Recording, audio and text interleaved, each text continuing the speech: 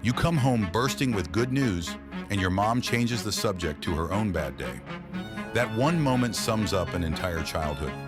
Psychologist Lindsay Gibson says this is what it's like growing up with an emotionally immature parent. Not abusive, not neglectful on paper, just unavailable when it counts. And here's the aha. You can still feel lonely in a house full of people because emotional loneliness isn't about who's physically there.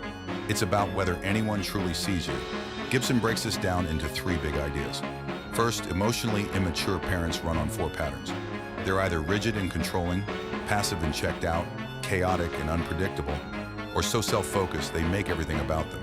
Doesn't matter which type, the result is the same. The child learns to shrink their own needs to keep the peace.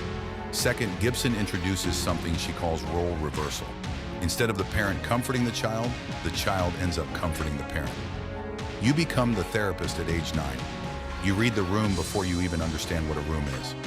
And that skill, reading people, anticipating moods, staying quiet to avoid conflict, follows you straight into adulthood. It shows up in your friendships. It shows up in who you're attracted to. It shows up every time you apologize for something that wasn't your fault. Third, and this is the part that hits hardest, Gibson says the fix isn't about confronting your parents or demanding they finally understand you. Most of them can't. Emotional immaturity doesn't just disappear because you had an honest conversation. The real fix is internal. It's learning to stop performing emotional labor for people who were never going to reciprocate.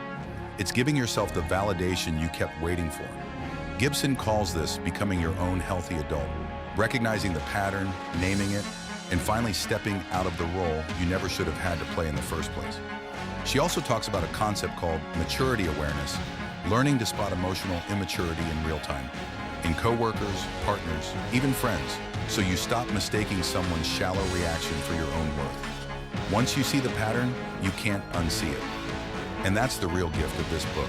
It doesn't just explain your childhood, it gives you language for something you felt for years, but could never quite point to.